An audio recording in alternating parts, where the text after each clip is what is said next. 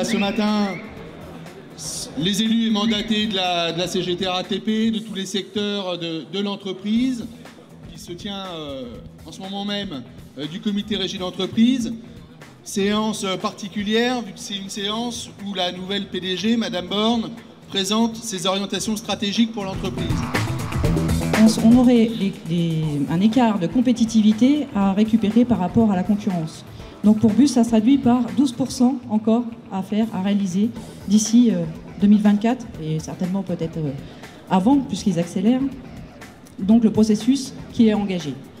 À Bus, on est en pleine mobilisation pour la journée du 18 novembre sur les problématiques sur lesquelles justement la productivité a eu un impact.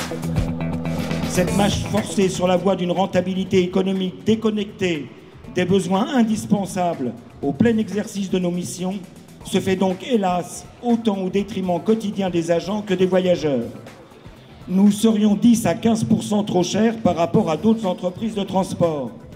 Ces propos, outre leur violence, sont inacceptables, puisqu'ils comparent le niveau d'excellence d'une entreprise publique de service public avec celui de sociétés privées qui n'en auront jamais la valeur historique, sociale et technique.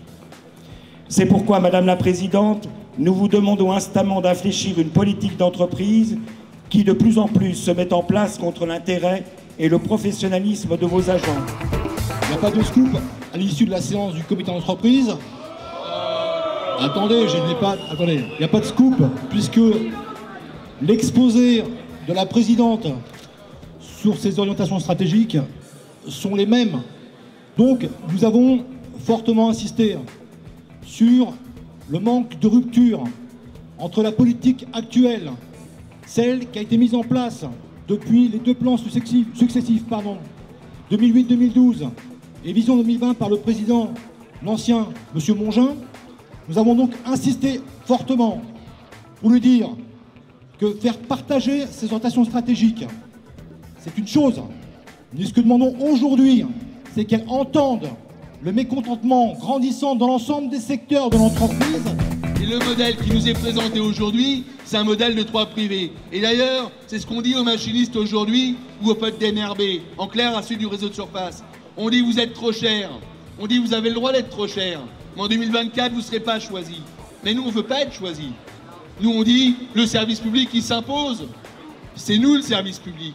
Et donc à ça il n'y a pas de fatalité. Qui peut croire ici une seconde que l'augmentation de la productivité va permettre d'avoir des coûts salariaux et sociaux comparables aux horizons 2024, 29 ou 39? Qui peut raisonnablement croire que les efforts de productivité ne vont pas peser sur nos salaires, sur nos conditions de travail et sur notre niveau de protection sociale? Et donc on a affaire aujourd'hui à des choix importants. On a deux choix.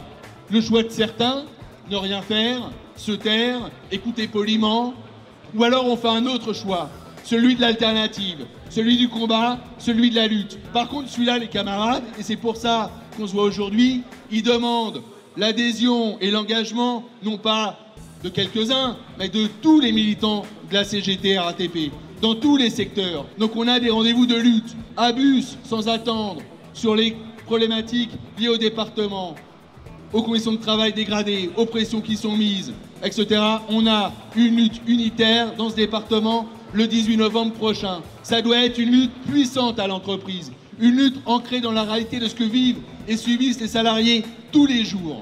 Et ça, on va gagner parce qu'on sera puissant dans cette dynamique. Cette lutte, ça doit être un tremplin aussi pour qu'elle fasse tache d'huile dans les autres secteurs de l'entreprise. Donc la CGT, qu'on soit dans les bureaux, dans les ateliers, dans un dépôt ou dans une ligne de métro, on lâche rien. Si on n'impose pas d'autre choix, eh ben leur projet d'aujourd'hui, ça sera la réalité de demain. Et cette réalité de demain, on n'en veut pas. Voilà les camarades ce qu'on tenait à vous dire ce matin. Et donc on compte sur chacun et chacune d'entre vous pour aller au débat, aller à la confrontation, aller au débat d'idées et créer les conditions d'une mobilisation sociale à l'entreprise. Je vous remercie.